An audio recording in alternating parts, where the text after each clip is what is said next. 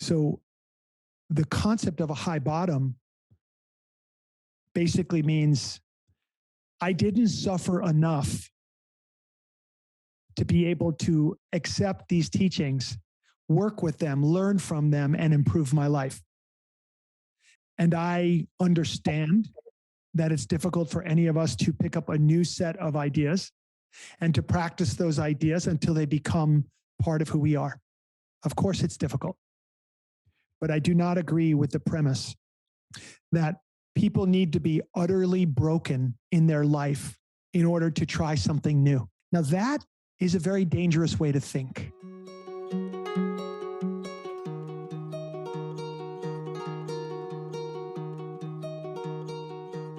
I would be happy to go first. Thank you for holding the circle. It feels really awesome to be in the circle. And for me, I'll just share that I'm new in recovery. I think I have 99 days today, maybe 100. Oh my God. Incredible, incredible. And I think it's perfect that I'm going first because my question has to do with being a person who has a high bottom. And so when you're saying that sometimes you open the circle with saying, I'm sitting in a circle of liars, cheaters, and thieves, I thought, wow, I really don't resonate with that. But I get it. I understand where that comes from. And if I really were to peel the layers and look back, I could find those times in my life. But I will say that just to give you a little background, I had recovery in my 20s briefly. I'm in my 50s now. And I went into AA and I really, really loved it. I got into it. It was great. And then I got pregnant and I had a baby. And so my baby and growing my baby kept me sober. And then after that, raising my baby, I wasn't in AA at the time. And I just, kind of went back into my rhythm of life, which included drinking. And that kind of went like that. I had a little bit of stint back in AA when I felt like I needed it, and then back into just my rhythm. And the whole time throughout that course of my life, I've had therapy, one-on-one talk therapy, and yoga to the point where, I became a yoga teacher. And so I've had a spiritual program and I've been on a spiritual path. In that, I would allow myself, drinking was still part of my life, a couple of glasses of wine at night. Again, a high bottom. I consider that a high bottom.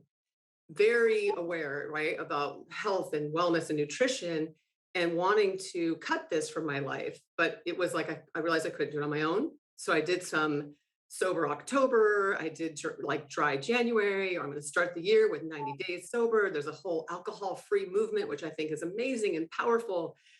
But for whatever reason, for me, I would not sustain it. It always felt like at the end of that 90 days or that 30 days, I can have a drink again, and I probably will.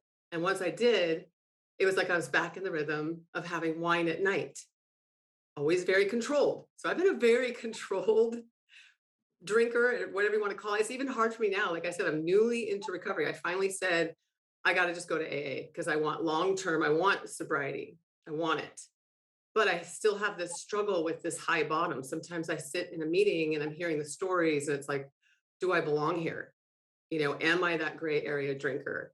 And what I really loved and would just like you, I want you to talk about how you would help somebody like me, for one, to allow me to feel like, yes, I'm doing the right thing and I'm in the right place. But one of the things that also really helped me was looking at your efforts in the 12 steps. I know they're based off the 12 steps, and seeing the 12 efforts. And I immediately saw a shift because I recognize that I'm powerless over alcohol. And my manageability today is the fact that I cannot manage to quit drinking, and I want to, now I have. So that's great. But saying that I'm an alcoholic at the beginning of a meeting does not feel authentic to me. Because of the big book and reading the definition of moderate, heavy alcoholic, I don't fall into that category. So I've got this thing going on, which is okay. I'm just going to stay and I'm just going to keep doing what I'm doing. But this is where I am. And I think your 12 efforts are going to help me. Do you understand my question? Oh, yes, I most certainly do. So, first of all, thank you. And second of all, congratulations. Mm-hmm. What am I congratulating you on? I'm congratulating you on your effort, your total effort to this point in your life. You have been a seeker. You have found so much. You have experienced so much. And you have this desire this heartfelt desire to not be drinking. And it has been difficult to stay steady in the realization of that desire. And yet you continue to try. So I can only conclude that it continues to be important to you and that this is something that you would like to experience in your life. What would you be like if you were not only not drinking, but the impulse to drink, the thought about drink, any charge around it was completely removed from your life? You were literally completely free from it, almost as if it just simply, it lost all relevance for you. There was nothing there for you any longer. And so that's an interesting inquiry. Who would you need to become to experience that? And then who would you be having experienced that? So I love this inquiry on so many levels about high bottom and about the 12 efforts. So let's first start with definitions there.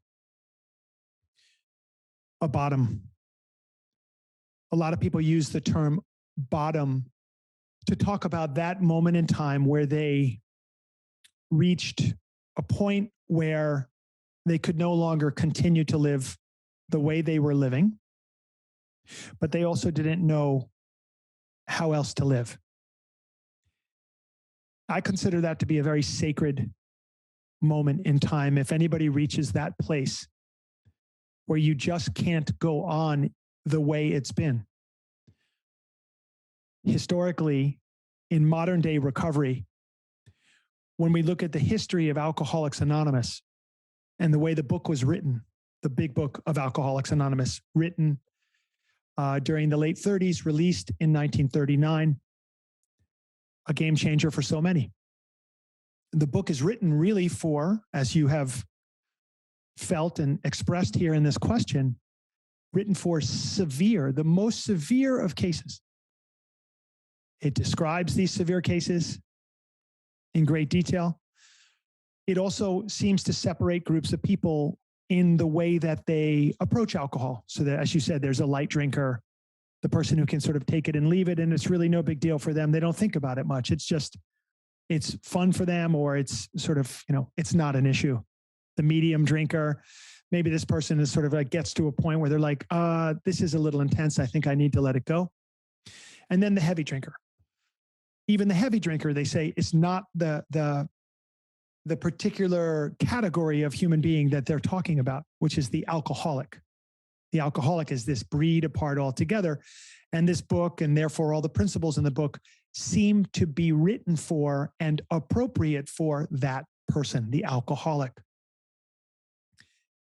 To me, nothing could be further from the truth. So what is required here is a complete rethinking of how we define alcoholism and addiction. Number one, a complete rethinking of what it is to reach a bottom. Let's redefine bottom. Let's do a little reframe here. And we'll say a bottom is the moment when you're ready to tell the truth. And I mean, tell the truth to yourself. I don't mean, when I said at the beginning, I sit in a circle of liars and cheaters and thieves. We may have been the liar and the cheater and the thief out in the world towards our approach to other people, relationships, etc. But surely we can all relate to the idea of having been dishonest with ourselves at some level. It's a dishonesty with self, a separation from truth that allows a person to continue in a behavior that is self-harming. A behavior is self-harming because we say so.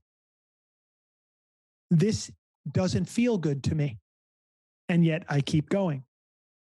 Even these 2 drinks a night. No, my life is not imploding. I'm functional out in the world. I'm not ending up in institutions. I'm not in the hospital. I'm not in jail. I'm not dying from this thing. But on a certain level, I tell myself a story that somehow permits me to continue in a behavior that I have confided to myself, deep inside myself, is not working for me any longer. And that disconnection from one's own truth, we'll call that unconsciousness. in the moments when one feels it.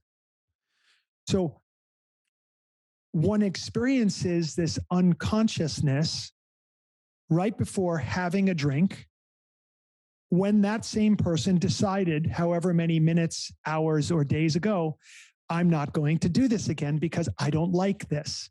I don't like the results this brings into my life. So you reach a bottom, and truly that's a sacred moment when you're able to see and to profess the truth. And the truth for many of us, no matter how deep it went, no matter how severe it was, the truth is, I don't like this. I don't want this to continue. I seem to have lost the power of choice here. I seem to have lost my agency over this thing. I don't know what to do. That's a truthful statement. I've been in that place. You and I share that in common. In this circle we talk about, which is the circle of people who are coming back from a place like that, we all share that. We all have visited the sacred space of the bottom. We have said to ourselves, this is not going to work anymore, but I don't know what to do. Okay. So that's a reframe on the idea of bottom. Let's look at our definition of addiction. Addiction is a series of behaviors. The behaviors are so numerous, actually. You could almost look at addiction as, or addictive behaviors are like, they're so numerous that you can't even calculate them. It would make you think that almost anything could become an addictive behavior. And that's an interesting perspective. But I'll define it for you like this. Addiction is any behavior that you continue despite it bringing a negative consequence into your life. Any behavior. So I speak all the time and write all the time about the big six, the most obvious places we see human beings getting tripped up: drugs, alcohol, food, people. So that's sex addiction and relationship disorders like codependency and other things. Money, the money addictions of gambling, over shopping, constantly being in a state of debt. Technology. Those are the big six right now. Certainly there's many more we can add to that list. Beyond those obvious ones, I like to add in the 4 aggravations: negative thinking, self-doubt, procrastination, and resentment. That surely those things are behaviors we continue despite them bringing negative consequences into our lives. Now, no, we don't crave those things. That's true. But for my definition of addiction, which is very broad and inclusive, those things fit perfectly under my definition. So when we look at addiction from that broadened perspective, and we look at a bottom as the place where you're willing and able to see and to tell the truth, this designation of high bottom or low bottom doesn't really seem to matter. So that challenges some of the ideas that are put forth in the original Big Book of Alcoholics Anonymous. But it also allows those teachings to become accessible for anybody. When I use the word teaching, that's a very serious word. That means a piece of information coupled with inspiration that brings a person from dark into light, that brings a person from where they are in their current level of understanding to a experience of a deeper understanding or a deeper level of truth. A teaching, therefore, which is based in truth, it has to be based in truth if it could carry a person toward the truth. A teaching cannot be limited to any group of people. It has to be universal in order for it to be a teaching. In other words, there can't be a teaching that's appropriate for an alcoholic person, a spiritual teaching, that's not appropriate for everybody else. You see, these teachings in the Big Book are universal, powerful, helpful. It's just one approach and one format that happened to be marketed to and targeted toward people who were particularly severe in their alcoholism. And so the way the book was written was literally this. We're going to present some ideas to you that are going to be difficult for you to accept. Ideas about connecting with spirit, something that you can't see or smell or taste. It's something that you can build a relationship with, even though you can't see it. We're dealing with the spiritual realm. We're dealing with this concept of God, which, as we all know, is fraught with so much challenge and there's so much density to that word, and it causes a lot of problem for people. So the book says, basically, I'm paraphrasing here, and the concept, we're going to present some ideas that are so difficult for you to accept, for anybody to accept, that you have to be utterly desperate in order to accept this as a path. And I understand that it's difficult for any of us to pick up a new set of ideas and to practice those ideas until they become part of who we are. Of course, it's difficult. But I do not agree with the premise that people need to be utterly broken in their life in order to try something new, even something that's difficult to accept, like spiritual principles. So the concept of a high bottom basically means I didn't suffer enough to be able to accept these teachings, work with them, learn from them, and improve my life. Now, that is a very dangerous way to think. And I strongly encourage everybody to accept that the pain they have experienced to this moment, if it brought you to that moment of bottom, where you were ready to say, I don't want to continue this and I need help because I don't know what else to do, you're at the same bottom in that sense that everybody else ever has reached in order to turn their life around. Now, having said that, we human beings can be stubborn. We can be impatient. We can misunderstand things, especially when it comes to transformation at the personal and spiritual level. These are very difficult things to explain, very difficult things to speak about. I remember in my early recovery, I used to say to my sponsor, who's like a teacher of the 12 steps to me. There I was in early recovery, and I was really struggling inside. And I used to say to him, when is it going to happen for me? When will it happen? And he knew what I meant by it. And maybe you guys know what I mean by it. But to clarify and to expand upon it, when will the war inside of me be over? When am I going to stop desiring one thing while also desiring the other thing, and having those two aspects of my being fight and be in a war with myself? When will I wake up in the morning and not be in the struggle of, am I going to be able to stay sober today? More importantly, after that's done, how about I don't want to be in the struggle of thinking about whether I'm going to drink or not. I don't even want it to be on my mind.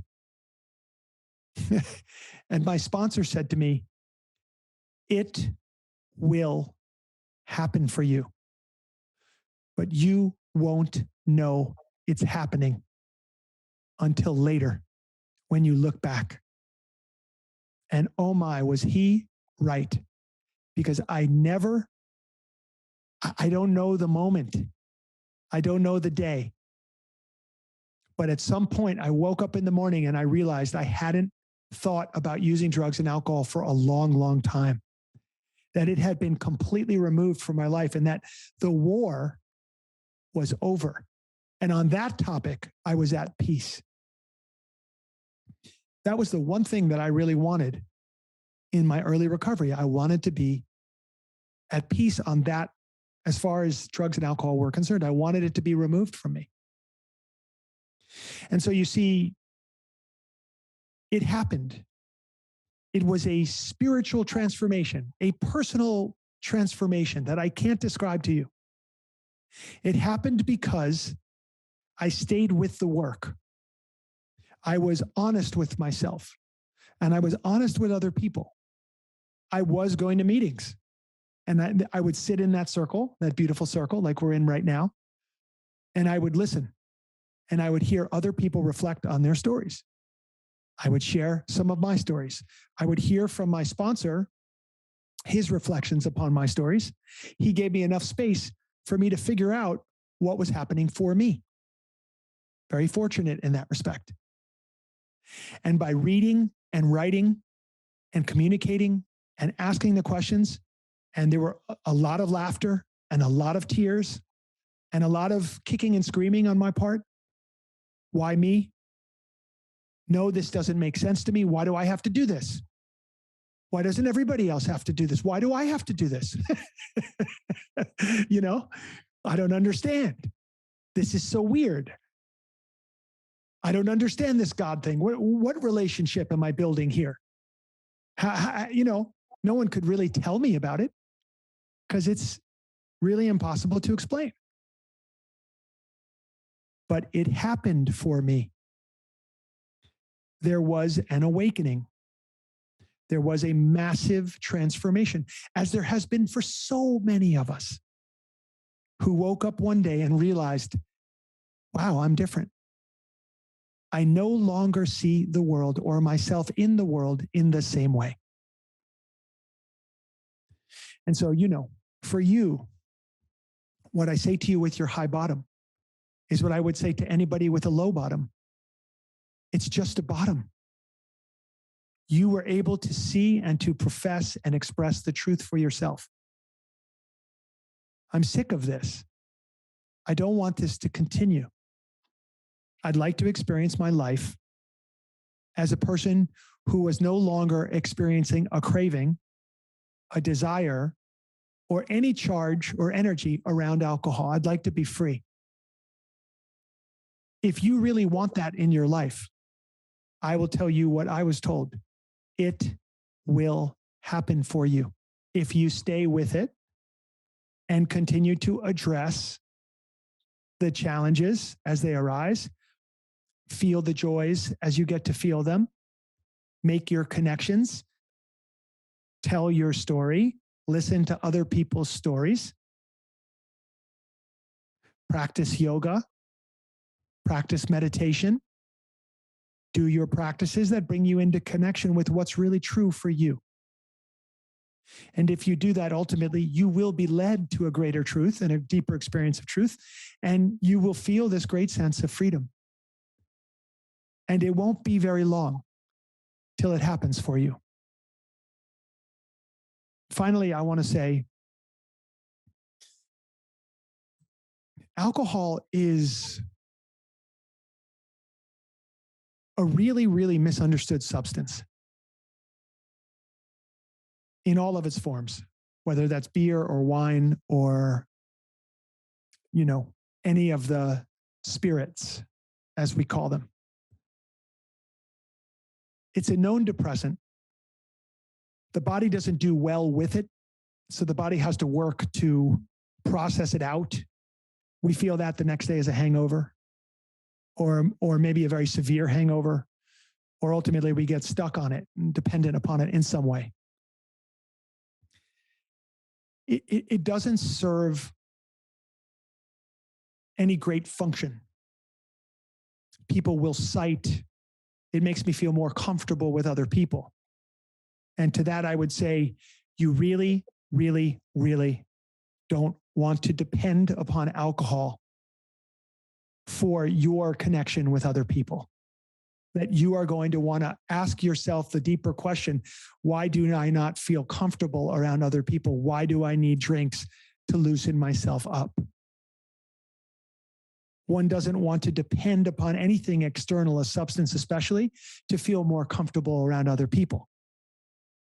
And if you're somebody who does feel uncomfortable around other people and you're using alcohol to be more comfortable, then you can begin a very important inquiry and a really important healing process into understanding the truth about why that is. And that there's a way through that, and you could be free, and not just free from alcohol, but you could be free from the reason you would be drinking alcohol in the first place. Now, I just named one reason, being uncomfortable around other people. There are dozens and dozens of reasons that people like to drink. And I'm not even saying that it's wrong or bad. I don't have that feeling. I just think it brings up some interesting questions when we get into an inquiry about what is this to me in my life? Why would I choose to bring this into my life, especially if it hurts my body, or it clouds my mind, or it doesn't let me access my emotions in the right way? Or, like we're discussing here, I've become dependent upon it in some way, and I'd rather not be. So these are the inquiries that I like people to get into around why they drink. And it will reinforce the reasons why you're on the path that you're on right now, Rebecca. So I so appreciate this inquiry. I'd like to ask if anything else comes up for you in my answer to this, and what your thoughts are now. You know, it was just such a beautiful, thoughtful, powerful answer. Thank you.